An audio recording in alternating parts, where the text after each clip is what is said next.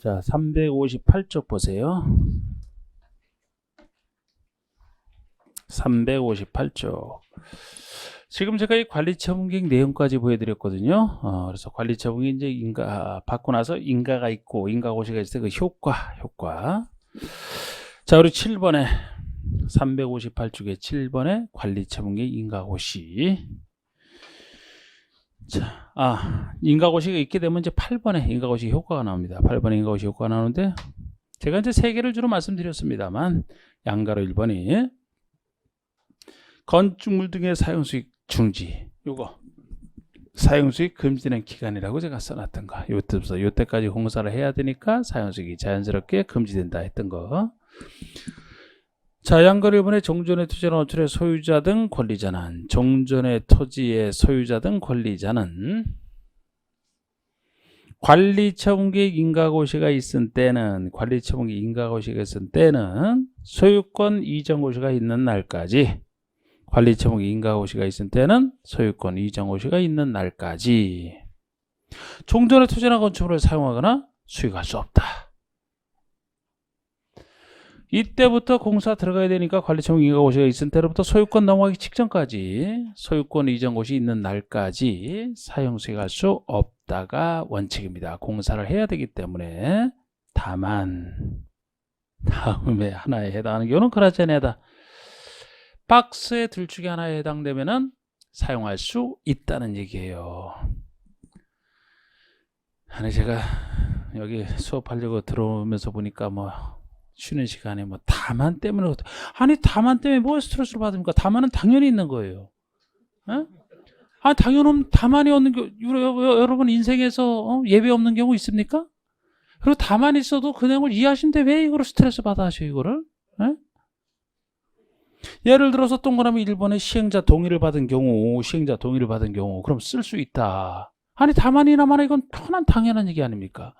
지금 공사하는 동안에 공사를 해야 되니까 사용수익이 금지가 된다라면 이거 취지가 뭐예요? 이거 취지가 시행자가 사업 잘하라고 사용수익을 금지시키는 거 아닙니까?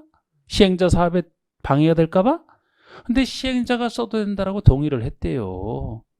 그럼 당연히 쓸 수 있는 거 아닙니까? 다만이라고 해서 너무 그저 스트레스 받지 말아요. 그냥 다 이해의 한 선이야, 한 선. 아까 재건축에서 여러 개를 줄 수 있다라는 예외 당연히. 그러나 거기도 다만 있을 수밖에 없지. 예? 아까 그거 갖고 말씀하시는 것 같은데. 투기과열지구 등이라면 투기를 특별히 막아야 되는 필요성이 있기 때문에 소유한만큼 다 주게 되면 투기를 오히려 조장하게 되잖아요. 그러니까 투기과열지구 등에서는 원칙대로 하나만 줘라 이렇게 되는 것도 이해할 수 없는 부분이 아니잖아, 그게. 예? 이 다만 갖고 스트레스 받기 시작하면 공부 못해요. 다만 다 있는데 뭐. 다 있는데. 그래 이해를 하시면 돼. 왜 그런지. 예를 들어 시행자 동의를 받은 경우, 그리고 동그라미 2번에 공도법에 의한 손실보상이 완료되지 아니한 경우, 이것도 그렇습니다. 예? 아니 사용수익을 금지시키면 당연히 사용수익 못하는 것에 대한 보상을 해줘야 되겠죠. 근데 보상이 아직 완료되지 않았다라면 이 상태에서 당신 보상도 안 해주면서 당신만 사용수익 하지 말아라. 부당하죠 이거는? 이걸 쓸 수 있어야 되는 거 아닙니까? 자, 양가로 2번. 이건 이제 해지에 대한 얘기는 나중에 제가 하는 건데, 오히려 양가로 2번 대신에 지금 여기는 없는데 이게 어디만 나오겠죠 뭐. 이거 아까 제가 임대차 등의 각종 계약 기간을 보장해 주는 규정이 있을 때 언제부터 이 규정을 적용을 안 한다? 관리처분 인가고시가 있으면. 적용을 하지 않아야 그 사람들 내보낼 수 있으니까, 그 다음에 공사를 할 수 있으니까. 아마 어디 있을 거예요 2번 대신에. 그리고 양가로 3번 보시면 기존업체 철거. 제가 요거는 이제 언급을 했었던 3번에 1번 시행자는 관리처분 인가를 받은 후에 기존업체를 철거해야 된다. 이게 원칙입니다. 이때부터 공사를 해야 되니까 그 전에 철거할 필요 있는 게 아니고 이때부터 철거 들어갈 수 있어야 돼요. 기존업체로 철거 들어가는 게 공사 시작 아닙니까 이게 사실상. 그러니까 이때부터 철거해야 되는데 또 2번도 이게 다만이요. 다만 이게 동그라미 2번이 다만이라니까.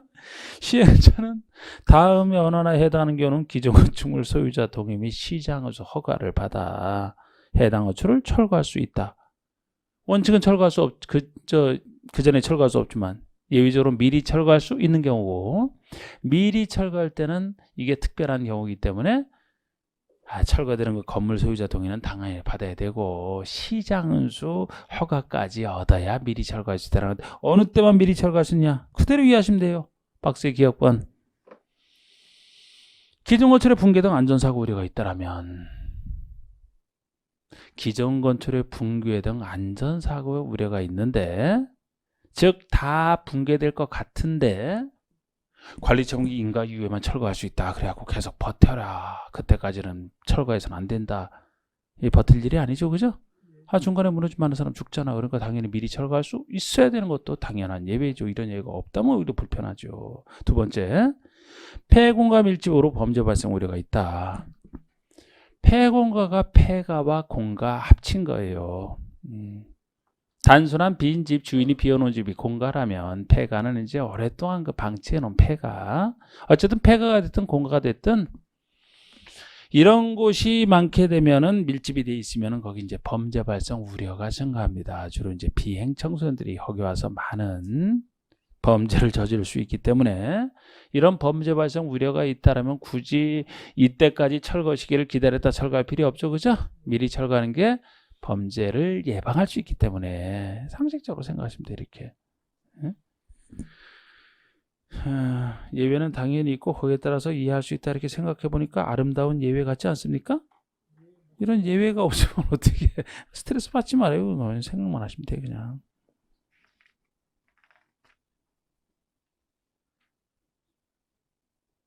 넘겨보시고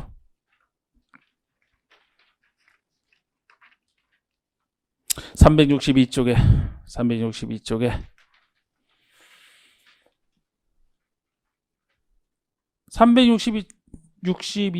01번이 이제 준공인가. 여기서 준공인가. 그 다음에 양가로 3번에 공사완료 고시. 개발법으로 따지면 준공검사와 공사완료 공고와 똑같은 구조입니다.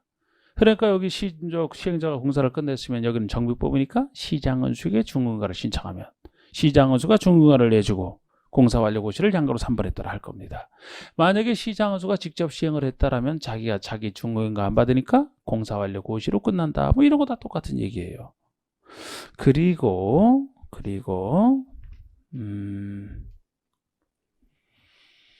이제 공사가 다 끝났다 그러면 권리 이전 고시 파트가 이제 행해지지. 근데 우리 권리 이전 고시 파트에서는 이런 식으로 이제 먼저 소유권에 언제 넘어가는지 보시게 되고 소유권이 넘어갔을 때 동시에 기타 권리가 무엇이 넘어간지를 정비부서는 적극적으로 정해놨어요. 서로 원리는 개발법상 환지 처분과 비슷합니다. 근데 그쪽과 입법 태도가 약간 다르죠.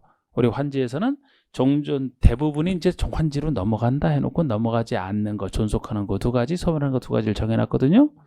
그냥 넘어가지 않는 걸 예외적으로 정해놨더라면 여기는 넘어가는 걸 적극적으로 정해놨으니까 나머지는 다 안 넘어간다. 입법 태도가 이제 약간 다른데 어쨌든 권리 이전 고시도 관리 처분기 전원부에 따라 하는 거 아닙니까? 그래서 이것도 이제 비슷하게 그림으로 그려보면은 관리 처분 계획상 종전의 토지나 건축물에 대해서 여기는 종전의 토지나 건축물이 있을 때 뭐 건축물까지 포함되니까요.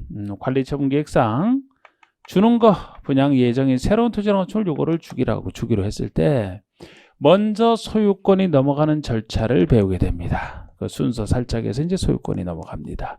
소유권 넘어가는 시기는 똑같아요. 역시 법률 규정에 따른 취득이고 개발법의 원리랑 다르게 정할 필요가 없습니다. 여기서는 소유권 이전 고시 다음 날 넘어갑니다. 소유권 이전 고시 다음 날. 개발법에서는 환지 처분 공고 다음 날. 거기 환지 처분에 해당되는 게 소유권 이전 처분이고요. 공고에 해당되는 게 고시 같은 얘기고 다음 날 똑같잖아. 소유권 이전 고시 다음 날 넘어가고 사후 절차로서 등기하는 것도 똑같습니다. 등기 원리도 비슷하고 시기가 약간 차이가 날 뿐이지. 근데 이렇게 소유권이 넘어갔을 때 소유권이 넘어서 동시에 이때 종전의 토지가 존재하는 건 무엇이 새로운 것으로 기타 권리에서는 무엇이 넘어간 것으로 보느냐. 이때가 되면 소유권이 넘어간 것과 동시에 넘어가는 것을 따로 정해놨다는 거예요. 넘어간 것으로 보는 동시에 이 기타 권리 중에서는 각종 종전의 토지에 존재하는 등기된 권리가 넘어갑니다. 각종 등기된 권리가 넘어간다라고 보시면 돼요. 등기된 권리, 각종 등기된 권리. 근데 등기된 권리만 넘어가는 건 아니고 등기 안 돼도 넘어가는 게 하나가 존재합니다. 주임법상 대항력을 갖춘 임차권. 전입신고를 하면 그 다음날 인정되는 대항력을 갖춘 임차권 요 두 가지만 동시에 넘어가는 것으로 봅니다.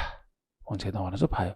그러면 넘어가지 않는 것 중에 요거 대표적으로 넘어가는 것이니까 넘어가지 않는 예로서는 보통의 채권적 임차권은 안 넘어가요. 채권적 임차권. 보통 임차권은 채권인데 왜 또 이 말을 따로 썼냐면 이건 설명 편의상 쓴 겁니다. 여러분 임차권 등기될 수 있죠? 등기가 되면 등기된 걸로써 넘어가요. 등기가 안 돼도 대항력을 갖춰서 물권에 대한 임차권이면 요게 넘어간다는 얘기지. 여기서는 등기나 대항력이 없는 임차권을 표시하라고 이렇게 해서 이거는 개발법과 큰 차이지.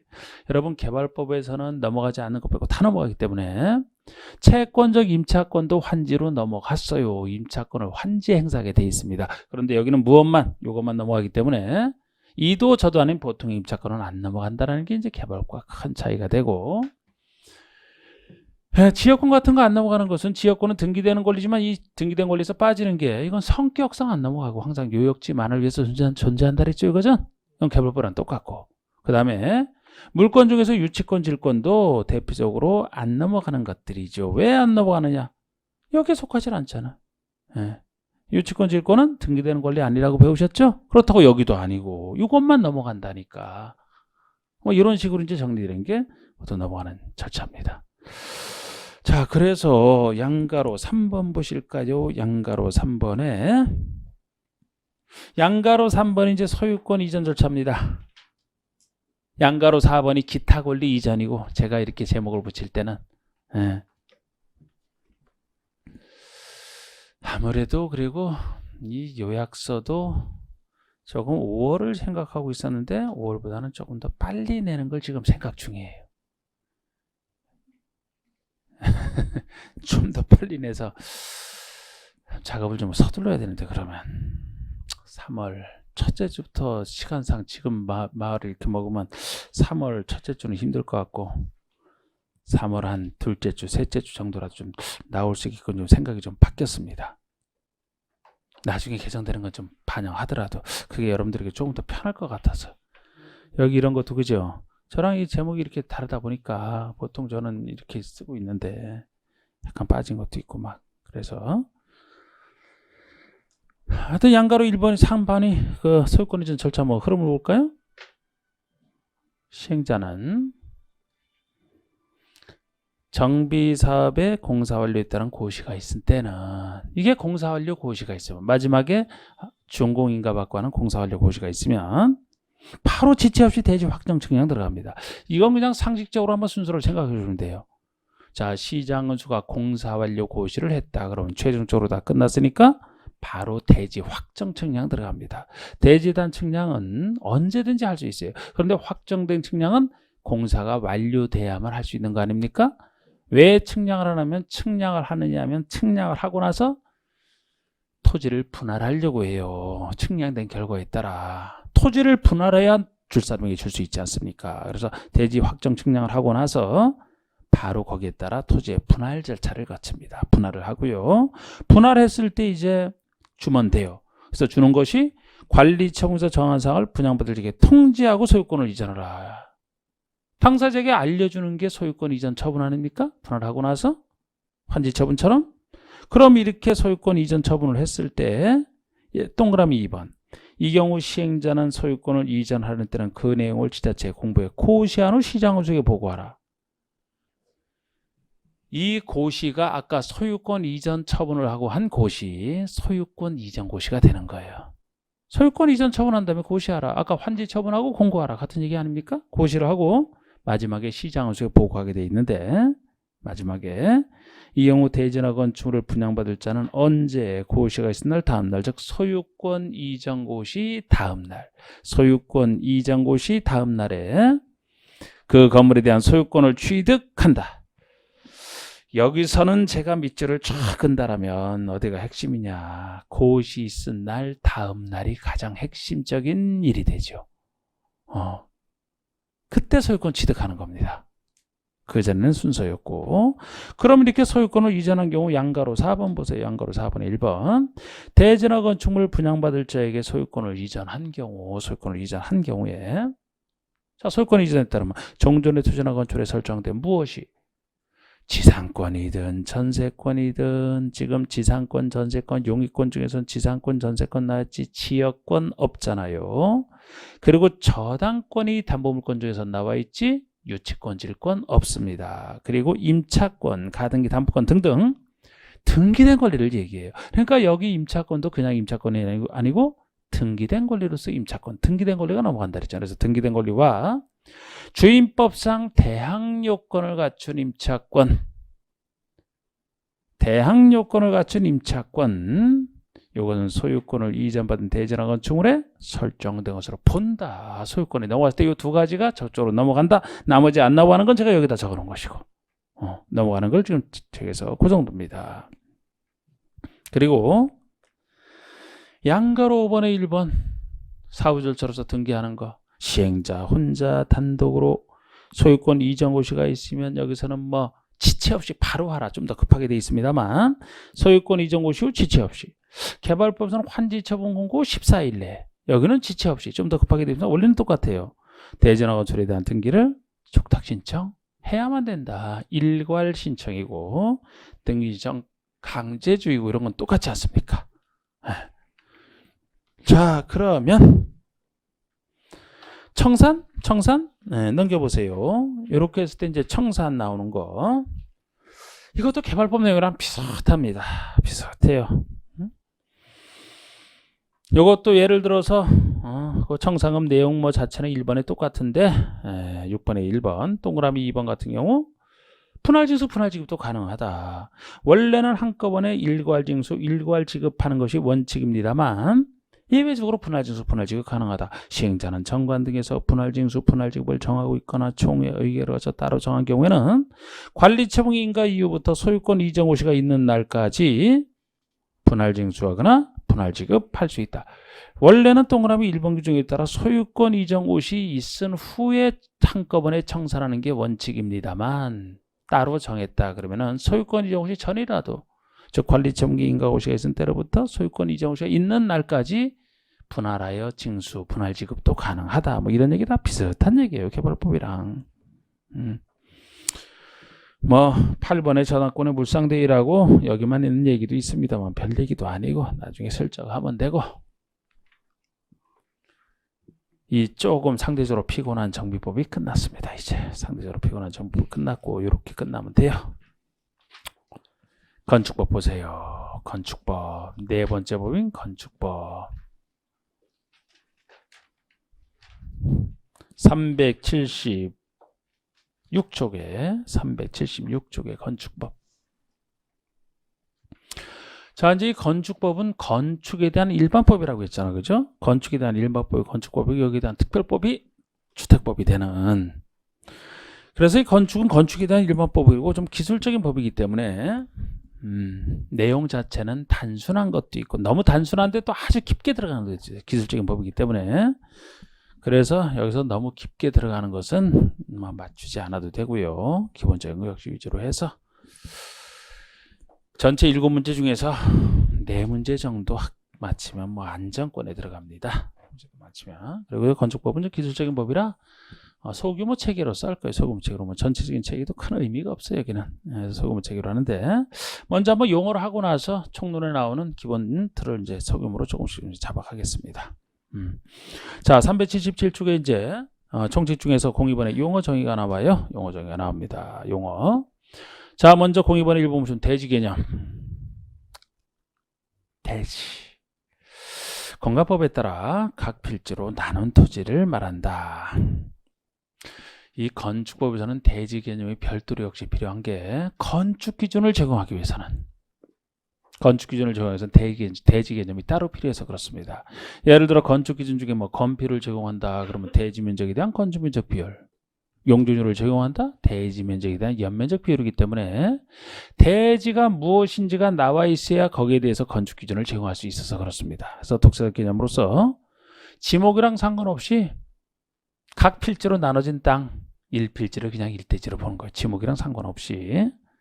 그래서 1번의 공간법에 따라 여러분들이 배우시는 공간법에 따라 각 필지로 나눈 토지를 말한다 이렇게 하고 있어요. 지목 얘기는 없고. 그러면 각 필지로 나누는 그게 공간법에 따라 나누는 거죠. 그죠? 나눠진 땅 1필지, 1필지가 그대로 1대지가 된다는 겁니다. 1필지가 1대지가 되는데 다만 0으로 정하는 토지는 2 이상 필지를 하나의 대지로 하거나 하나 이상 필지의 일부를 하나의 대지로 할 수 있다. 그래서 원래 건축사지는 1필지 하나의 땅을 그냥 하나의 대지로 보거든요. 1필지를. 그럼 1필지를 1대지로 보면 이제 이 건축이 들어서는 땅 1필지를 1대지로 봐서 건축기준 적용하겠다는 얘기인데 지목이랑 상관없어요. 예를 들어서 공장용지라 하더라도 여기서 이제 대지가 되는 거죠. 그냥. 그런데 이 1필지를 1대지로 보니까 하나의 건축이 하나의 땅에 들어서니까 1필지를 1대지로 보는 게 원칙입니다만 나중에도 상세하게 지금 하는 건 아니지만 2 이상 필지의 일부를 2 이상 필지의 전부를 다 1필지로 봐서 건축기준 적용하는 예외가 존재하고 하나 이상 필지의 일부만 1대지로 보는 예외가 존재합니다. 이건 전체를 한 대지로 보는 경우고 이건 일부만 1대지로 보는 예외가 존재해요. 보통 한 필지를 1대지로 보는 게 하나의 건축에 하나의 필지에 들어가기 때문인데 2 이상 필지를 1대지로 보는 경우라면 하나의 건축이 들어서는 땅 전체를 1대지로 봐주겠다는 얘기고 일부를 1대지로 보는 경우는 하나의 건축물이 전체에 들어서는 게 아니고 일부에만 들어서니까 들어서는 일부만 1대지로 봐주겠다. 그래서 나중에는 이제 제가 지금 기본 단계에서 이거를 적용하죠. 상세히 할 건 아닌데 3, 4월 강의쯤엔 이걸 제가 낼 겁니다. 근데 이런 식으로 이해하시면 돼요. 원칙과 예외에 대해서 나중에 구별하실 때.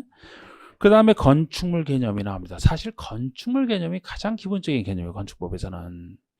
건축물을 건축하는 걸 통제하는 게 건축법이기 때문에 건축물에 기본적으로 건축법이 적용이 됩니다. 건축물이 뭐냐 하는 거예요. 건축물이 뭐냐 하는 건데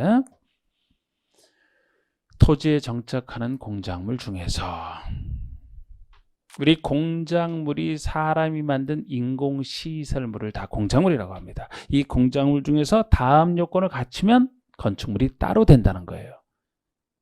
공작물 중에서 건축물 요건을 갖추면 건축물. 그렇지 않은 게 보통 공작물입니다. 그래서 토지에 정착하는 공작물 중에서 지붕과 기둥 또는 벽이 있는 것과 이에 딸린 시설물.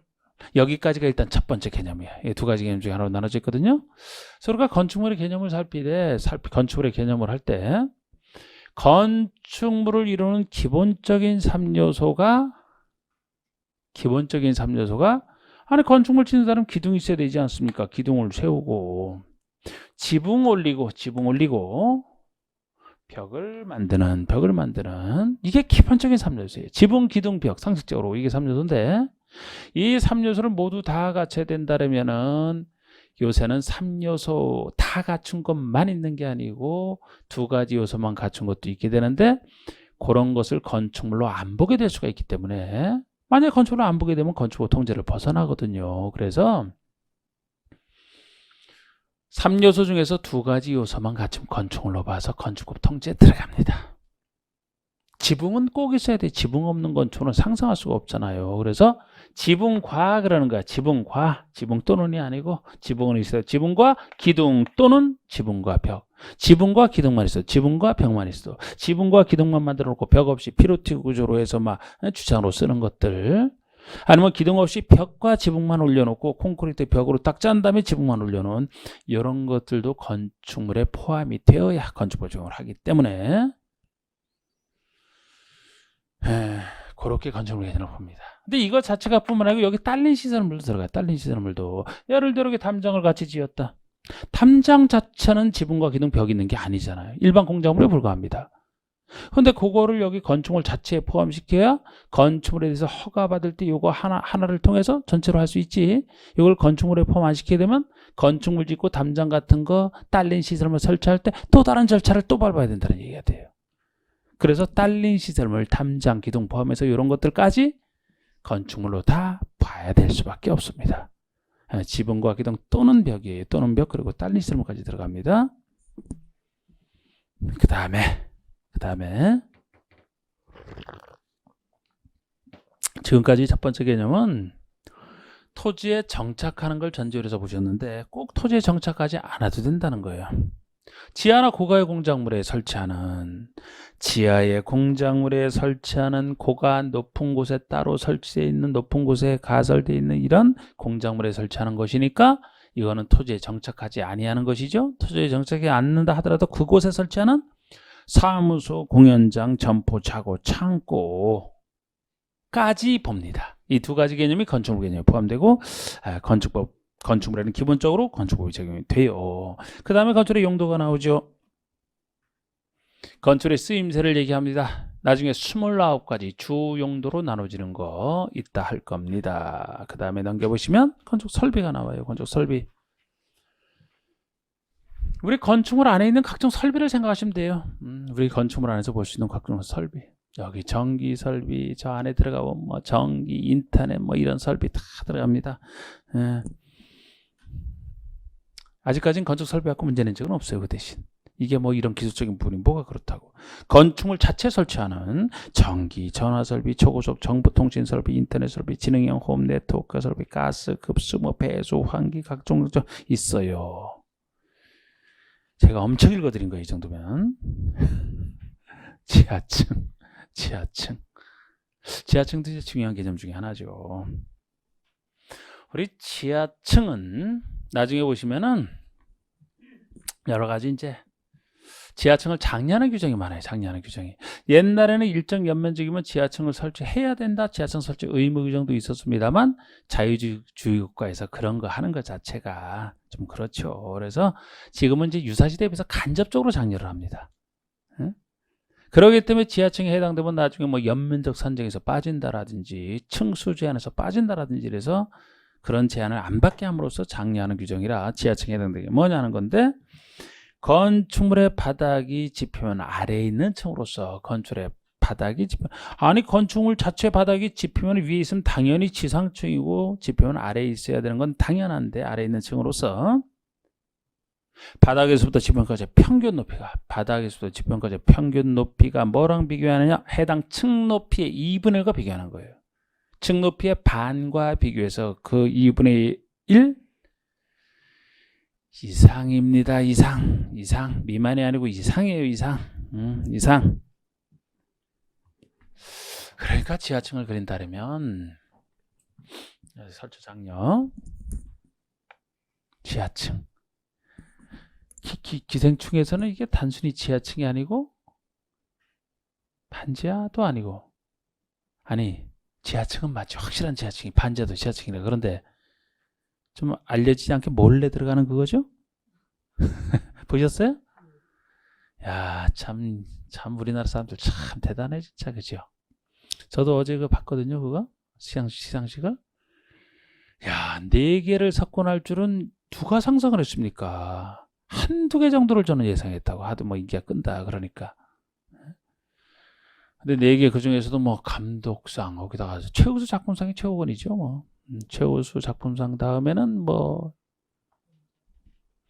우리가 받은 건 뭐 각본상도 있고 외국구 영화상도 있고 또 뭡니까 감독상도 있고 4군데인데 하여튼 제일 좋은 게 그 최우수 작품상이잖아. 뭐 세계적인 어떤 사회적 문제를 다뤘다고 봐야 되죠. 그래서 이제 작품상을 받은 것 같은데 최초죠, 그죠? 그 전에 일본이 영화 쪽에서 뛰어났었는데 그래서 작품상은 없었어. 최초인데 하여튼 괜히 손이 팔이 안으로 굽는다라는 말이 있지만 그걸 떠나서 이렇게 아무리 객관적으로 생각을 해봐도, 아니 한국 사람들은 인구 생각해봐요. 세계에서 차지하는 인구 비중 생각해봐요. 진짜 작거든. 근데 여러분들이 힘들다 세계에서 손꼽히는 나라란 말이에요. 지금 우리나라가. 뭐 지금 유럽의 웬만한 나라들 우리나라보다 못해요 이제. 저번에 뭐 스페인에서도 뭐 그쪽에서도 뭐 또 일본인 축구 선수에 대해서 뭐 눈 이렇게 하면서 또 비하했다 이번에. 뭐 일본 사람 비하했지만 뭐 한국 또 동양에 똑같잖아. 스페인 한참 못살아 우리보다. 뭐 국방력 뭐 이런 것도 게임도 안 됩니다. 준호가 우리를 뭐 동양인이라면 일본, 중국 다 비할 거 없다고. 그러니까 참 굉장히 큰데 특히 저는 개인적으로 이 문화 쪽으로 세계를 선도하는 건 이거는 대단한 능력이에요. 이거는 지금 영화도 그렇지만 그 음악 있잖아. 음악 한류라는 거 이거 뭐 중국이나 뭐 일본에서는 그렇게 더 하고 싶었겠죠. 그런데 그게 뭐 우리나라가 선도하잖아. IT 쪽 최고 그것도 우리나라가 지금 뭐 IT 쪽에서는 최고입니다. 세계 최고예요. 최근에는 그 미국의 그 뉴욕 맨하탄에서 지하철을 맨날 타고 다니던 그 기자가 한국에 와서 지하철을 최근에 타보고 나서는 극찬의 글을 그냥 장문에 걸쳐서 올렸잖아. 그쪽에다가. 이런 아주 참 대단한 지하철이 있더라고. 근데 우리가 볼 땐 별로 대단하지, 그 사람들이 볼 때는 시간이 딱딱 웬만하면 정확하고, 거의 정확하고, 또 언제 도착한다는 약간 늦으면 그것까지 다 표시가 되고, 또 청결성, 그 소음이 없다라는 거. 그러니까 뉴욕 지하철 같은 건 막 문 열리고 할 때도 막 크릉크릉 소리가 난대요, 그냥. 우리는 조용히 열리잖아, 두 개나 열려도. 그리고 청결성에서 뛰어나고 약속. 그 사람들은 지하철 탈 때 약속 시간에 우리는 지키려고 지하철을 타잖아, 그죠? 여기 약속 시간 지키지 못한대, 거의. 늦어지는 게 시간 안 지린 게 거의 대부분이라. 가다가 그냥 쓰고서 이유도 없이 쓴대요. 언제까지 쓸지도 모르는 일이 자주 일어난대. 그냥. 그 대신 거기 장점은 24시간 운행된다고 요 하나만 장점이 있다더라고. 나머지는 다 아니고. 그리고 버스랑 연계할 수 있다라는 거 뭐. 일단 값싼 것도 엄청 치더라고, 값싼 거. 의료 쪽에서는 그 사람들이 우리 부러워하는 건 대통령부터 부러워하고 의료나 교육에 있어서는 미국 대통령도 항상 부러워했잖아요. 예? 그런 거 보면 참 우수해요, 그죠? 근데 교육열이 뛰어나서 그런 것 같아요, 교육열이. 애들 교육시키는데 거의 뭐 목숨을 걸지 않습니까? 여자분들이 대단한 것 같아. 남자분들보다 여자분들이 더 신경 쓰잖아, 자식 교육이. 에? 교육 수준에 있어 우리나라가 최고일 거예요, 아마. 한글 모르는 사람 없잖아. 그러다 웬만한 거 영어도 뭐 다 알잖아. 말은 못해도 다 태석은 볼 수 있고. A, B, C, D 알죠? 내가 D급, E급 할 때 얘기를 했었습니다. 하여튼 일어나는 일 보면 참.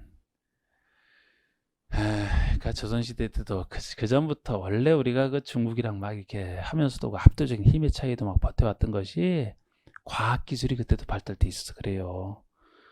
옛날에 고구려 시대 때도 그 수당을 그렇게 막았던 것에는 그 고구려의 그 활이 유명하잖아, 활이. 그게 그쪽에 갑옷을 뚫고 들어가는. 그리고 훨씬 더 많이 나오고 강력하게 나오고.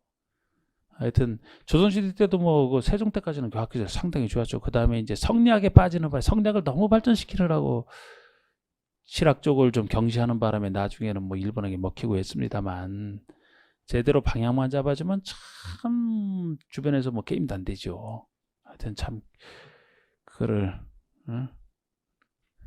이거를 나라 어떤 거기에 빠졌다, 국뽕에 빠졌다, 꼭 국뽕이 아니고 그런 것 같아요. 자, 지금 내가 지하층 얘기하다 그랬죠? 자, 우리 한계층 막 그랬을 때 갑자기 그게 생각이 나잖아. 이번에 다시 개봉되면 한 번 더 봐야지 지금. 자, 한계층이 지하층이냐 아니냐.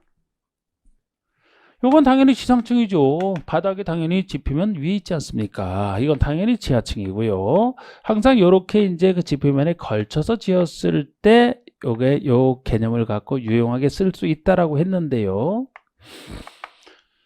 바닥에다 지표는 이하에 있는 것으로서 바닥으로부터 지표형까지의 평균 높이로 따집니다. 바닥으로부터 지표형까지의 평균 높이. 왜 평균 높이냐 하면은 저는 지표면을 고르게 그렸습니다만 경사진 곳에 평평하게 해서 만약에 이렇게 한계층을 지었다라면 이쪽에서부터 지표형까지 높이는 여기가 되고 여기는 여기가 되지 않습니까? 각각의 지표형까지 높이의 평균치로 계산할 수밖에 없다는 거예요. 그래서 평균 높이가 층 높이가 층고거든요. 한자로 한계층의 층 높이의 다가 아니고 2분의 1과 비교한다는 걸 주의하셔야 되지. 그러면 이 평균 높이가 층 높이의 2분의 1이면 이 높이가 되죠. 요 2분의 1 이상이라는 거, 이상, 크거나 같은 게 이상이잖아. 같은 거까지 포함하잖아요. 그러니까 이건 큰 경우니까 지하층이 될 것이고, 정확히 반지하 양쪽 거리가 같다라고 하게 되면은 바닥으로부터 지금까지 평균 높이가 층 높이 2분의 1과 똑같습니다. 똑같으니까 2분의 1을 이상은 2분의 1을 포함하기 때문에 정확히 반지하는 지하층이다라고 하는 것이고, 그리고 바닥부터 지붕까지 평균 높이가 이 정도인데 층 높이 2분의 1이면 이 높이가 될 텐데 이것이 2분의 1보다 미만이잖아. 미만 작지 않습니까? 그럼 이건 지하층이 아니고 지상층이다. 이거 갖고 지하층 개념 기본적으로 봐주시는, 그래서 이상을 밑으로 거셔야 되는 거예요. 그리고 거실 대충 건축에서 거주, 집무, 작업, 집회, 오락, 기타 위와 유사한 목적으로 사용되는 방을 거실이라고 합니다. 주요 구조부도 많이 쓰는 거예요. 주요 구조부도 정확히 알아두셔야 됩니다. 주요 구조부를 정확히 알아두셔야 되는데, 자, 주요 구조부 나중에 이제 크게 주요 구조부 고치는 게 주로 대수선에 쓰이기 때문에, 자, 우리 주요 구조부로 보시면 말 그대로 분석하면 이게 어떤 구조를 이루는 부분이냐, 중요한 구조를, 건축을 해서 중요한 구조를 이루는 부분이라 요거 함부로 손대서는 안 돼요. 요거 손댔을 때 이제 대수선에 해당되는 큰 수선이기 때문에 나중에 허가 신고를 받아야 되는, 그래서 주요한 구조이기 때문에 오히려 우리 알기는 쉽습니다. 잡다한 건 생각 안 해도 되기 때문에. 자, 3층짜리 건물을 그렸다라고 했을 때 다 그린 거예요. 주요 구조만 그리니까 쉬운 겁니다. 그러면 이 건물의 주요 구조를 따질 때 건축물의 3요소랑 관련된 걸 먼저 생각을 하셔야 되겠죠? 여기 지붕입니다. 일단 여기 안 보이지만 여기 제가 벽을 그려놨고, 평평한 벽을 그려놨고, 이것이 기둥이에요. 기둥 3요소. 3요소에다가 어떤 건축물도 이 3요소 외에는 뭐가 있습니까? 바닥이 있는 거예요. 바닥이 있잖아. 바닥 없는 게 어디 있어요? 제가 3층짜리 건물을 그려놨지만 1층 바닥, 2층 바닥, 3층 바닥, 단층짜리도 바닥이 있지 않습니까? 바닥. 그리고 이 바닥이 있으면은 이 각층의 바닥이 있으면 바닥을 무너지지 않도록 수평적으로 받치는 것을 보라고 해요. 기둥이 수직적으로 건축물의 하중을 지탱한다라면, 보라는 것은 수평적으로 바닥을 지탱하는 것을 보라고 합니다. 수평적으로. 보 중에 여러분들이 잘 아는 보는 대들보가 보의 한 종류죠. 수평적으로 받치는 거. 그 다음에 어디든 계단 없는 곳이 어디 있습니까? 계단. 몇 개 층이 있으면 올라가서 계단이 필요하고, 한 층이라도 거기까지 가기 위한 계단이 필요해요. 이 6가지 중에서 판단하시면 돼요. 얼마나 간단합니까? 건축의 3요소에다가 상상을 해보시면 바닥 없는 곳이 없고 바닥을 지탱하는 보가 있고 오르락내리락 계단, 이 6가지 중에서 판단하시면 되는데, 여기서 조금만 손을 봐서 정확하게, 그냥 지붕이라 나오는데요, 지붕 틀이라고 합니다. 지붕 틀을 붙여야지 정확한 말이 돼요. 그냥 지붕은 아니, 지붕 전체가 지붕에서 들려놓고 지붕 틀이 되는 게, 예를 들어 기와지붕을 그렸다면 이 전체가 지붕 틀 아닙니까? 이 기와지붕은 지붕 틀이 함부로 손대서는 안 될 주요 구조부지, 전체 지붕이라고 하게 되면 여기에 올려지는 기와장 하나하나도 지붕을 이루기 때문에 이것을 손댈 때 기와장 하나가 부셔져서 이것을 바꾼다? 대수선, 허가 신고, 말이 안 되는 얘기입니다. 지붕 틀만이에요. 지붕 틀. 벽, 내력벽이라고 합니다. 내력벽. 이 말이 반드시 붙어야 돼요. 내력이라는 말이 붙어야 됩니다. 내력이 인내할 내자, 견딜 내자, 힘력자. 여기서 건축물에 견디는 힘, 건축의 하중을 견뎌내는 힘, 내력. 그렇기 때문에 이 벽 중에서도 우리가 보통 이제 주인이 칸막이로 설치하는 이런 벽은 건축의 하중을 지탱할 거 아무 관련이 없어요. 유리로 된 이 유리벽도 하중과는 아무 관련이 없습니다. 이런 건 언제 고친다고 해서 건축의 중요한 부분에 해가 되는 거 아니에요. 그런데 내력벽 정도가 되면 이제 촘하게 이렇게 콘크리트 되어 있는 이런 벽이면 건축의 하중을 지탱하기 때문에 요거 손댔다가 건축물 그냥 난리가 날 수가 있지. 지어구조에 들어갑니다.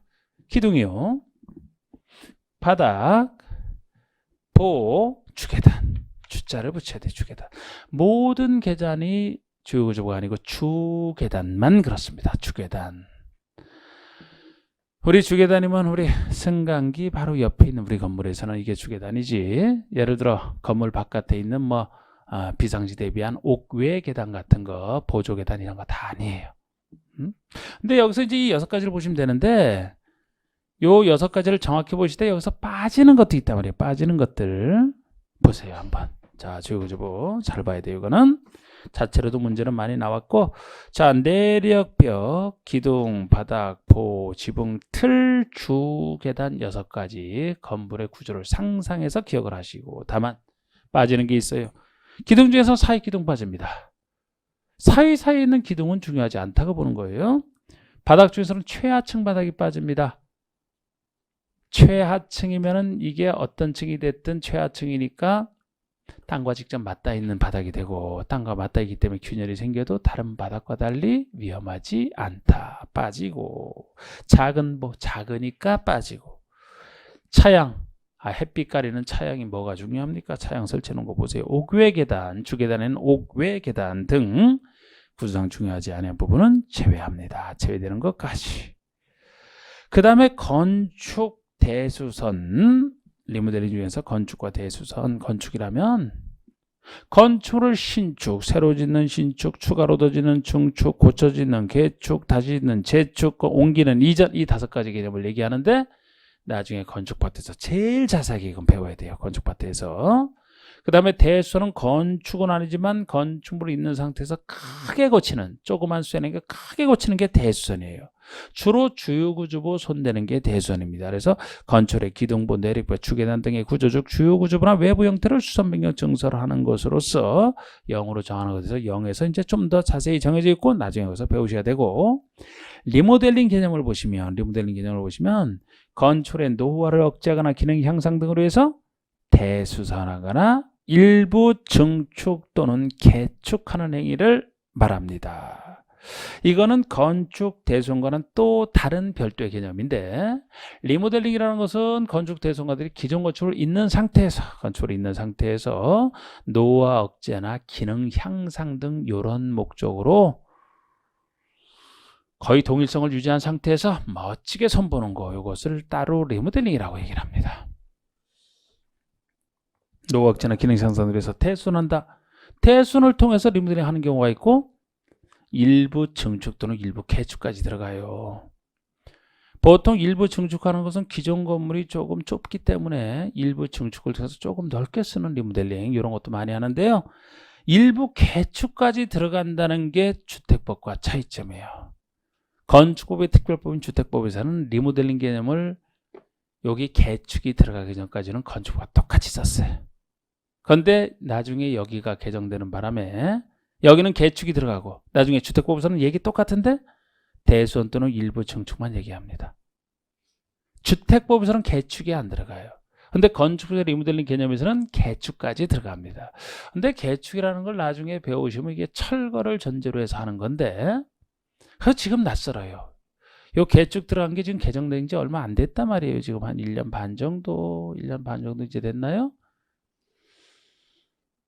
그전에는 하여튼 리모델링 하면은 거의 있는 상태에서 멋지게 외부를 바꾸는 대수선, 아니면 약간 넓히는 일부 증축. 이 증축도 너무 많으면 리모델링 범위를 벗어나거든요. 이 정도 많이 였는데 일부 개축이 들어갔다 그래서 아직 잘 모르겠습니다. 일부 개축을 통한 리모델링은 기존주를 유지하는 걸 전제로 하는데 개축하면 철거를 전제로 하거든요.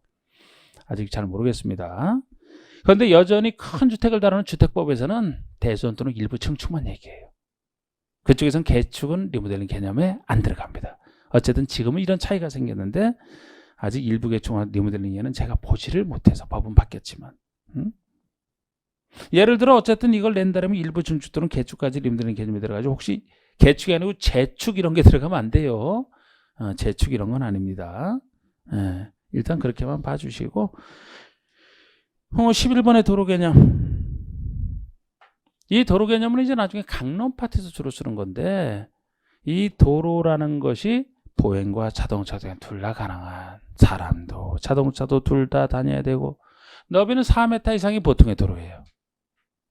이 건축선 도로 개념도 다른 법에 한 도로 개념과 다릅니다. 건축법에서는 대지는 도로에 접해야 된다. 그 부분 때문에 도로 개념이 따로 나와 있는 건데, 보행 자동차 둘 다 가능해야 되고요. 왜 너비는 최소 4m 이상해야 되느냐?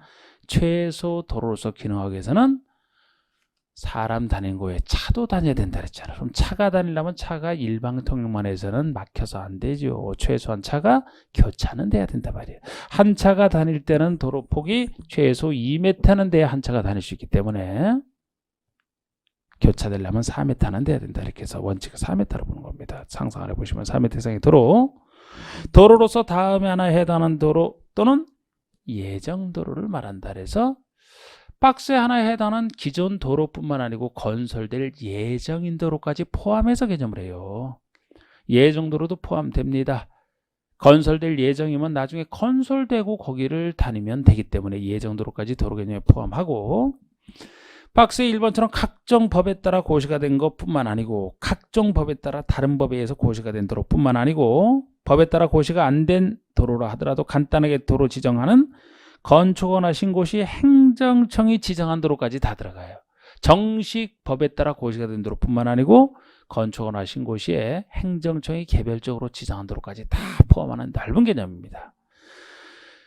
자, 일단 10분 쉬세요. 이제 10분 쉬세요.